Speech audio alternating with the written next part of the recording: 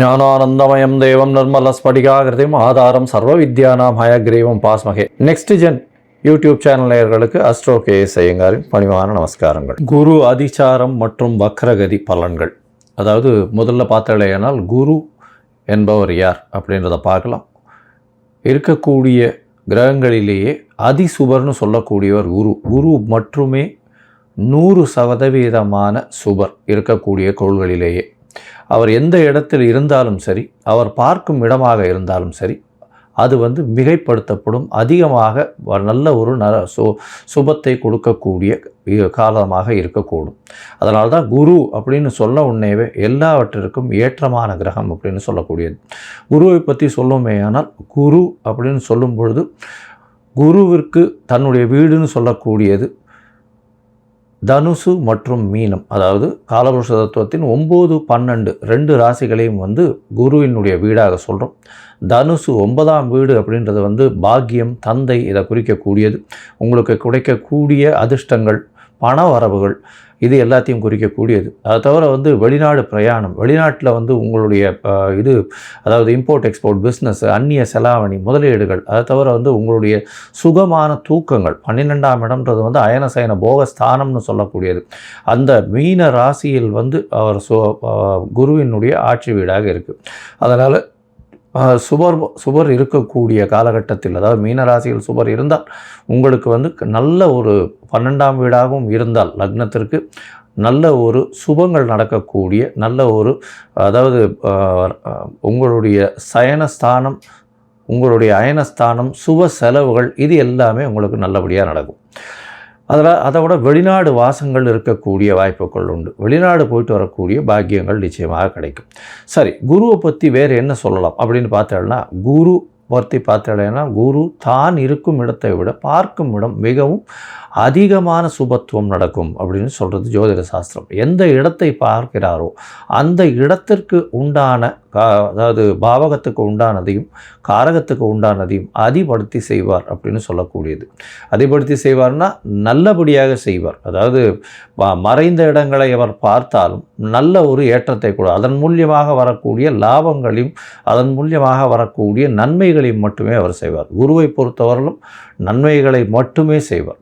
சரி, குருவுக்கு பார்த்தலையானால் எல்லா கிரகங்களுக்கும் சப்தம பார்வைகள் இருக்குது. ஆனால் குருவுக்கு பார்த்தோம்னா அதை விட அதிகமாக 5ஆம் பார்வையும் 9ஆம் பார்வையும் இருக்குது. அதாவது ஸ்பெஷல்னு சொல்லக்கூடியது, அதிகமாக பார்க்கக்கூடிய குருவினுடைய பார்வை 5, 7, 9 அப்படின்னு 3 இடத்துல உழருது. இதன் மூலியமாக நல்ல ஒரு ஏற்றம் கிடைக்கும். 5ஆம் இடம் அப்படின்னு சொன்னோமே. ஆனால் எந்த ஒரு, அதாவது ராசிக்கோ எந்த ஒரு லக்னத்திற்கும் பார்த்தாலேயானால் அந்த 5ஆம் இடம்னு சொல்லக்கூடியது பூர்வ புண்ணிய புத்திரஸ்தானம் அப்படின்னு சொல்லக்கூடியது. பூர்வ புண்ணிய புத்திரஸ்தானத்தை குரு பார்த்தால் அந்த குடும்பத்திற்கு மிகப்பெரிய ஏற்றம், குழந்தை பிராப்தி நல்லபடியாக இருக்கும், சந்ததிகள் வளரக்கூடிய வாய்ப்பு உண்டு, புகழ், அந்தஸ்து, கௌரவம் வரும், அதிகமான படிப்புகள் படிக்கக்கூடிய வாய்ப்பு, மேல் படிப்புகள்லாம் படிக்கக்கூடிய வாய்ப்புகள் நிச்சயமாக இருக்கும். சப்தமத்தை குரு பார்க்குறார் அப்படின்னும் பொழுது 7ஆம் இடத்தை குரு பார்க்கும் பொழுது உங்களுக்கு என்ன வரும் அப்படின்னு பார்த்தாலேனால் திருமணங்கள் நிச்சயிக்கப்படும். நல்ல திருமணங்கள் பெற்றோர்களின் சம்மதத்தின் மூலியமாக நிச்சயமாக நிச்சயிக்கக்கூடிய வாய்ப்புகள் மிகவும் அதிகமாக இருக்கும். அது தவிர உங்களுடைய பார்ட்னர்ஷிப் கன்சர்ன், அது தவிர வியாபாரங்கள் நல்லபடியாக பெறும். ஏன்னா குருவை பொறுத்தவரையிலும் காரகத்துவம்னு சொல்லக்கூடியது, குரு புத்திர காரகன்னு சொல்கிறாங்க. அதை தவிர தன காரகன்னு சொல்கிறாங்க.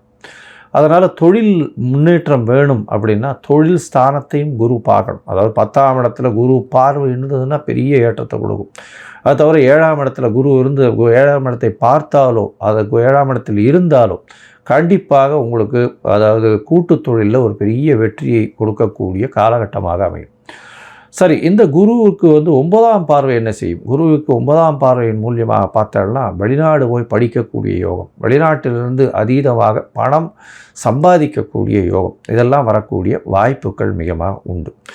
குரு 11ஆம் வீட்டையே பார்க்கக்கூடிய நிலைமை ஆனால், அதாவது அவர் 11ஆம் வீட்டை பார்க்குறார் அப்படின்னா அதீதமான லாபத்தை திடீரென்று கொடுக்கக்கூடிய, ஏன்னா லாபஸ்தானத்தை தன காரகனை பார்க்கறது பெரிய விசேஷத்தை கொடுக்கக்கூடிய காலகட்டமாக அமையும். பொதுவாகவே குரு அப்படின்னு எடுத்தோமே ஆனால் அவர் அதீத சுவர், மிகப்பெரிய ஏற்றத்தை கொடுப்பார்.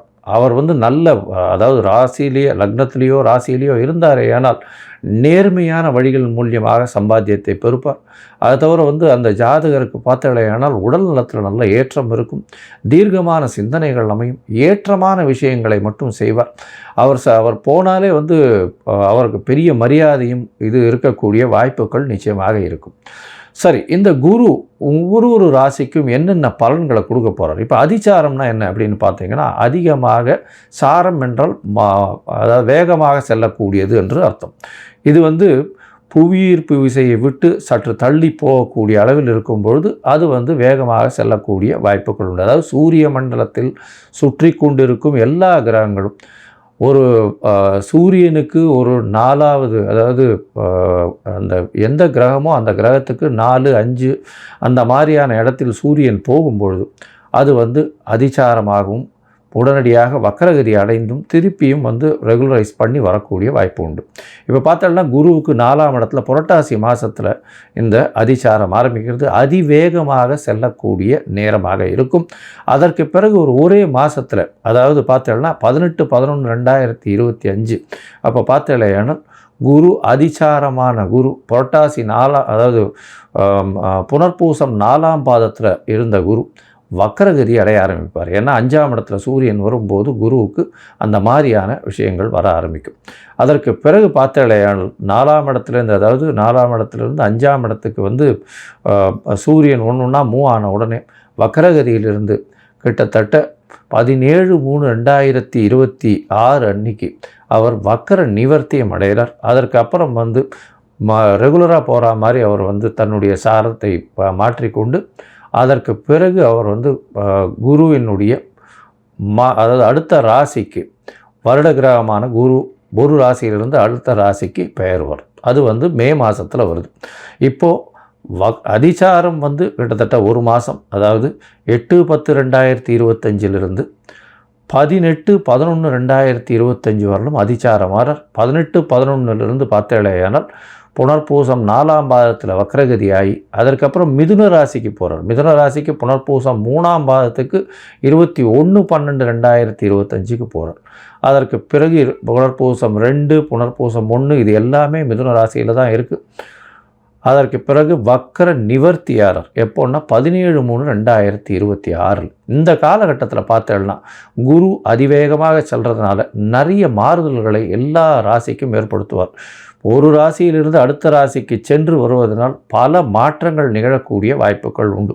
அதுவும் தொழிலில், பண விருத்தியில், அதை தவிர கர்ப்பஸ்திரிகள் அதாவது குழந்தை பிராப்தியில், தந்தையின் வருமானத்தில், தந்தையினுடைய உடல் நலத்தில், வெளிநாடு போய் படிக்கக்கூடிய, வெளிநாடு போய் சம்பாதிக்கக்கூடிய பாக்கியங்களில் இது எல்லாத்திலையுமே மாறுதல்களை ஏற்படுத்துவார்.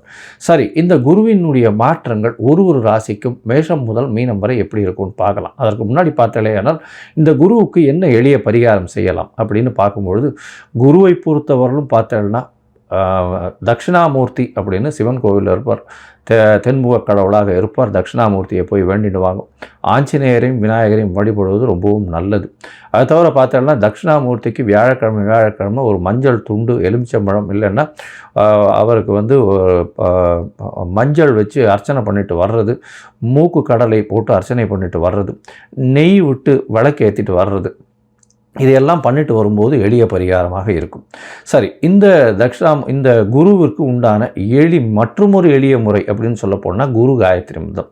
ஓம் ரிஷபத்வஜாய வித்மஹே கிருணிஹஸ்தாய தீமஹி தன்னோ குரு பிரச்சோதயாத் அப்படின்ற இந்த மந்திரத்தை நீங்கள் வந்து ஒரு நாளைக்கு 3 தடவையாக சொல்கிறதன் மூலியமாக உங்களுக்கு வரக்கூடிய எல்லா பிரச்சனைகளும் நிச்சயமாக தீரும். சரி, இப்போ மேஷம் முதல் மீனம் வரை இந்த குரு அதிசார மற்றும் வக்கர பயிற்சி என்னென்ன மாறுதல்களை தரும்ன்றதை பார்க்கலாம். அதற்கு முன்னாடி என்னுடைய மொபைல் நம்பர் ஸ்க்ராலிங்கில் போயின்னு இருக்கும். உங்களுக்கு அஸ்ட்ராலாஜிக்கல் கன்சல்ட் தேவைப்படுமேயாயின் நீங்கள் எனக்கு ஃபோன் பண்ணுங்க. உங்களுடைய date, time, place of birth, உங்களுடைய பெயர், தாய் தகப்பனார் பெயர் அனுப்புங்க. என்னுடைய கட்டணம் என்னன்னு சொல்கிறேன். அதை அனுப்பிச்சிட்டு அதனுடைய யூடிஆர் நம்பர் ஷேர் பண்ணுங்க. உங்களுடைய பிடிஎஃப் போடுறேன். அதுக்கப்புறம் உங்களுக்கு அப்பாயின்மெண்ட் கொடுத்து உங்களுடன் உரையாடுறேன். சரியா? இப்போது மேஷம் முதல் மீனம் வரை குரு அதிசார வக்கர பயிற்சி பலன்களை பார்க்கலாம். மகர ராசி நேயர்கள், உத்திராடம், திருவோணம், அவிட்டம் இந்த 3 நட்சத்திரம் 9 பாதங்களை கொண்ட ராசியின் அதிபதினு சொல்லக்கூடியவர் சனி. சனி உங்கள் ராசிக்கு வக்ரகதியில் 2ஆம் இடத்துல இருக்கார். பாத சனி போயின்னு இருக்கு. இந்த நேரத்தில் பார்த்தாலேனா உங்களுக்கு ஒரு பெரிய ஏற்றம் கிடைக்கக்கூடிய காலகட்டம். என்ன ஏற்றம் அப்படின்னு பார்த்தால்னா, உங்களுக்கு 6ஆம் இடத்துல இவ்வளவு நாளாக இருந்த குரு பகவான் 7ஆம் இடத்துக்கு வரார். பெரிய விசேஷம். 7ஆம் இடத்துல வரக்கூடிய குரு பகவான் அதிசாரம் பெற்று வக்கரம் பெடுத்து 7ஆம் இடத்துல இருக்கிறது பெரிய ஏற்றத்தை கொடுக்கும். உடல் நலத்தில் பெரிய ஏற்றம் கிடைக்கக்கூடிய காலகட்டம். திருமண பாக்கியம் உண்டு. திருமணத்திற்கு பொருத்தம் பார்த்துருக்கவெல்லாம் இப்போ கல்யாணத்துக்கு பார்த்தோம்னா கண்டிப்பாக திருமண பாக்கியம் ஏற்படக்கூடிய காலகட்டமாக அமையும். எடுத்த காரியங்கள் நிறைவேறும். எல்லா விஷயங்கள்லையும் பார்த்தீங்கன்னா ஒரு தொய்வு இருந்துருக்கும். இவ்வளோ நாள் முடிக்கலாமா வேண்டாமா, முடியுமா முடியாதா, இந்த மாதிரி யோசிச்சுட்டே இருப்பீங்க. ஆனால் இப்போ பார்த்தீங்கன்னா ஒரு ஸ்திரமான உங்களுக்கு ஒரு முடிவுகள் எடுக்கக்கூடிய காலகட்டமாக அமையப்போகிறது. ஏன்னா குருவின் பார்வை ஒரு பெரிய ஏற்றத்தை கொடுக்கும். என்ன சார் இது குருவின் பார்வைன்னு சொல்கிறீங்க, ஆனால் அவர் வக்ரகதியோ அதிசார கதியிலையோ இருக்காரு சார். அவர் எந்த கதியில் இருந்தாலும் குரு பார்வை அப்படின்னு சொல்லக்கூடியது மிகப்பெரிய சுபத்தை கொடுக்கும். உடல் நலத்தில் நல்ல ஒரு ஏற்றம் கிடைக்கக்கூடிய காலகட்டமாக அமையப்போகிறது. உங்களுடைய ராசிக்கு சப்தமத்தில் இருக்கக்கூடிய குரு பகவான் 8-10-2025 21-12-2025 வருடம் இருக்கக்கூடிய காலகட்டம். இதில் பார்த்தோம்னா 8-10 17-11-2025 வருடம் அதிசாரமும் அதற்கு பிறகு வக்கரகதியும் அடைகிறார். ஆனால் கடக ராசியிலேயே இருக்கார். இந்த காலகட்டத்தில் பார்க்கும்பொழுது பார்த்தோம்னா உங்களுடைய ராசிக்கு அவர் 11ஆம் வீட்டை பார்க்குறார். அதாவது 11ஆம் வீடு உங்களுடைய ராசி. அதை தவிர உங்களுடைய ராசிக்கு 3ஆம் இடம். இந்த 3 இடத்தையும் பார்க்குறார் அவர். அதனால் 11ஆம் இடத்தை பார்க்குறதுனால தொழிலில் அதீத லாபம், மூத்த சகோதரர்கள் மூலியமாக நல்ல ஒரு ஏற்றம் கிடைக்கக்கூடிய காலகட்டமாக அமைகிறது. அதை தவிர பார்த்தீங்கன்னா எடுத்த காரியங்கள், நீங்கள் நினைத்த காரியங்கள் அனைத்தும் வெற்றியாக கிடைக்கக்கூடிய வாய்ப்புகள் நிச்சயமாக உண்டு. அதை தவிர உங்களுடைய ராசிக்கு 3ஆம் இடத்தை பார்க்குறதுனால முயற்சிகள் எல்லாம் வெற்றி பெறக்கூடிய வாய்ப்புகள் உண்டு. உங்களுக்கு புதுசாக பதவி புகழ் அந்தஸ்து கௌரவம்லாம் வரக்கூடிய வாய்ப்பு. ஏன்னா அரசாங்கத்தின் மூலியமாக அரசாங்க பணியில் இருக்கிறவங்களுக்குலாம் ஒரு பெரிய ஒரு ரிவார்டு கிடைக்கிறது, இல்லை ஆஃபீஸில் இருக்கிறவங்களுக்கு ப்ரமோஷன் கிடைக்கும், இல்லைன்னா சீனியர் மேனேஜர்ஸ் இல்லைன்னா சீனியர் பீப்புள்கிட்டேருந்து உங்களுக்கு அவார்டு வரும், இல்லை உங்களுக்கு அப்ரிசியேஷன் வரும். அந்த மாதிரியான காலகட்டமாக அமைய போகிறது. 21-12-2025 உங்களுடைய ராசிக்கு பார்த்தோன்னா திருப்பியும் 6ஆம் இடம் போகிறார். என்ன சார் 6ஆம் இடம் திருப்பியும் போயிடுறாருன்னா வக்கரகதியில் இருக்கிறதுனால உடல் நலத்தில் ஏற்றம் நிச்சயமாக இருக்கக்கூடும். கண்டிப்பாக நல்ல ஒரு ஏற்றம் இருக்கும். புதிய வேலை கிடைக்கக்கூடிய வாய்ப்பு, வேலையில் மாற்றம் இருக்கக்கூடிய வாய்ப்பு, புதிய கடன் அமையக்கூடிய வாய்ப்பு, இந்த கடன் மூலியமாக தொழிலில் பெரிய அபிவிருத்தி இருக்கக்கூடிய வாய்ப்பு, இதெல்லாம் நிச்சயமாக இருக்கக்கூடிய காலகட்டமாக அமைகிறது. 6ஆம் இடத்தில் இருக்கும்பொழுது எந்த ஒரு பிரச்சனையாக இருந்தாலும் அதை பேசி தீர்த்துருவீங்க. உங்களுடைய பேச்சு திறமை மிகவும் அதிகமாக இருக்கக்கூடிய காலகட்டமாக அமையும். ஏன்னா 2ஆம் இடத்தையும் குரு பார்க்கறதுனால உங்களுடைய பேச்சு திறமையின் மூலியமாக எல்லாரையுமே பேச்சினால் கவுக்கக்கூடிய வாய்ப்புகள் மிகவும் அதிகம். அதை தவிர பேச்சின் மூலியமாக எல்லா விஷயத்தையும் நீங்கள் சாதகமாக ஏற்படுத்தி கொள்ளக்கூடிய காலகட்டமாக அமையும். உங்களுடைய ராசிக்கு பார்த்தோன்னா 10ஆம் இடம், 12ஆம் இடம், 2ஆம் இடம் 3 இடத்தையும் பார்க்குறதுனால தொழிலில் மிகப்பெரிய அபிவிருத்தி இருக்கும். மாற்றங்கள் இருக்கக்கூடிய காலகட்டம். தொழிலில் புதிய மாற்றங்கள் மூலியமாக நல்ல ஒரு ஏற்றங்கள் கிடைக்கக்கூடிய வாய்ப்புகள் நிச்சயமாக உண்டு. உங்களுடைய ராசிக்கு பார்த்தோன்னா புதிய தொழில் அமையக்கூடிய வாய்ப்புகள் உண்டு. 12ஆம் இடத்தை பார்க்குற நல்ல சயன தூக்கம் வரும். நல்ல தூக்கம் இருக்கக்கூடிய காலகட்டம். அதை தவிர கணவன் மனைவிக்குள்ளே நல்ல ஒரு ஒற்றுமை இருக்கக்கூடிய காலகட்டமாக இருக்கும். பேச்சு திறனால் நல்ல ஒரு ஏற்றம் இருக்கும். அதை தவிர உங்களுடைய ராசிக்கு பார்த்தோன்னா வெளிநாடு வெளியூர் போயிட்டு வரக்கூடிய, அதாவது வேலை நிமித்தமாக வெளிநாடு போயிட்டு வரக்கூடிய வாய்ப்புகள் நிச்சயமாக கிடைக்கும். இந்த காலகட்டத்தில் பார்க்கும்பொழுது உங்களுடைய ராசிக்கு 2ஆம் இடத்தையும் குரு பார்க்கறதுனால பணம் வரக்கூடிய வாய்ப்புகள் மிகவும் அதிகம். பணம் அப்படியே தேன் கொட்டினா எப்படி இருக்குமோ அந்த மாதிரி தேன் மேலேருந்து கீழே கொட்டுற மாதிரி ஒரு பிசுறு இல்லாமல் கொட்டக்கூடிய எண்ணெய் மாதிரியோ தேன் மாதிரியோ கொட்டிகிட்டே இருக்கும். அந்த மாதிரியான ஒரு அளவுக்கு பணம் வரக்கூடிய வாய்ப்புகள் நிச்சயமாக உண்டு. மொத்தத்தில் பார்க்கும்பொழுது இந்த மகர ராசிக்காரர்களுக்கு மிகப்பெரிய யோகமான காலமாக அமைய போகிறது. உங்களுடைய ராசிக்கு 7ஆம் இடத்துல இருக்கும் பொழுது திருமண பாக்கியம் ஏற்படக்கூடிய வாய்ப்புகள் உண்டு. அது தவிர பார்த்தீங்களேயானால் மூத்த சகோதரர்கள் எடுத்த காரியங்கள் எல்லாமே லாபத்தில் முடியக்கூடிய வாய்ப்புகள் உண்டு. தொழிலில் பெரிய அபிவிருத்தி இருக்கக்கூடிய வாய்ப்புகள் நிச்சயமாக இருக்கும். அது தவிர பார்த்தீங்களேயானால் உங்களுடைய ராசியை பார்க்கறதுனால தீர்க்கமான சிந்தனையும் எடுத்த காரியங்களில் வெற்றியும் எந்த ஒரு விஷயத்திலையும் முடிவுகள் எடுக்கக்கூடிய வாய்ப்புகளும் நிச்சயமாக உண்டு. அது தவிர உங்களுடைய இளைய சகோதரர்களோடு நல்ல ஒரு அண்டர்ஸ்டாண்டிங் இருக்கக்கூடிய நல்ல ஒரு பிரச்சனைகள் இல்லாத ஒரு வலுவான ஒரு பாண்டிங் இருக்கக்கூடிய வாய்ப்புகள் நிச்சயமாக உண்டு. எழுத்து துறையில் இருக்கிறவாளுக்கு நல்ல ஒரு ஏற்றம் கிடைக்கக்கூடிய வாய்ப்புகள் நிச்சயமாக இருக்கும். கணினி துறை அதை தவிர இந்த தேங்காய் வியாபாரம் அந்த மாதிரியான விஷயங்கள் பண்ணுறவர்களெல்லாம் பெரிய ஏற்றம் இருக்கும். இந்த ஐஸ்கிரீம் விற்கிறவங்க அதை தவிர இந்த கம்ப்ரஸ்டு ஃபுட்ஸ் விற்கிறவங்களுக்கெல்லாம் நல்ல ஒரு ஏற்றம் இருக்கும். கம்ப்ரஸ்டு ஆயில் தேங்காய் எண்ணெய் விற்கிறவங்களுக்கெல்லாம் பெரிய ஏற்றம் கிடைக்கக்கூடிய வாய்ப்புகள் நிச்சயமாக இருக்கும். இந்த காலகட்டத்தில் பார்த்தீங்கன்னா உங்களுடைய ராசிக்கு 6ஆம் இடத்தில் போகும்போது பெரிய ஏற்றத்தை கொடுப்பார். புதிய கடன் வரக்கூடிய வாய்ப்பு, அது ஒரு நல்ல ஒரு சுபக்கடனாகவே இருக்கக்கூடிய வாய்ப்பு. சுப செலவுகள் அதிகமாக இருக்கும். நல்ல தூக்கம் இருக்கக்கூடிய காலகட்டமாக அமையும். இந்த காலகட்டத்தில் பார்த்தீங்கன்னா உங்களுடைய பேச்சிலையும் நல்ல ஏற்றம் இருக்கக்கூடிய வாய்ப்பு. பேச்சின் மூலியமாக எல்லா விதமான விஷயங்களையும் சமாளிக்கக்கூடிய வாய்ப்புகள் உண்டு. தொழிலில் பெரிய ஏற்றம் இருக்கக்கூடிய வாய்ப்புகள் நிச்சயமாக இருக்கும். படிக்கக்கூடிய மாணவர்களுக்கு நல்ல ஒரு ஏற்றம். வெளியூர் வெளிநாடு போய் படிக்கக்கூடிய பாக்கியம் உண்டு. அதை தவிர படிப்பதற்காக புதிய கடன் வாங்கக்கூடிய வாய்ப்புகள் நிச்சயமாக இருக்குது. புதிய வேலை கிடைக்கக்கூடிய வாய்ப்புகளும் நிச்சயமாக உண்டு. இந்த காலகட்டத்தில் உங்களுடைய தசாபுக்தி அந்தரம் சூக்ஷ்மம் அந்த அளவுக்கு விசேஷமாக இல்லை அப்படின்னா திருச்செந்தூர் போயிட்டு வாங்கும். அதாவது இந்த திருச்செந்தூரில் போனீங்கன்னா இந்த முருகக் கடவுளையும் சேவிச்சுட்டு அதுக்கப்புறம் பார்த்தீங்கன்னா மேதா குரு அப்படின்னு இருக்கார். அந்த மேதா குருவை போய் சேவிச்சுட்டு வாங்கும். ஏன்னா அவர் கூர்மத்துக்கு மேலே உட்கார்ந்துட்டு இருக்கிறதாகவும் 8 தலை நாகத்தினுடையும் 8 கஜங்களுடையும் உட்கார்ந்துருக்கிறதுனாலையும் அவர் எங்கேயுமே இல்லாத அளவுக்கு இருக்கக்கூடிய குரு பகவான்.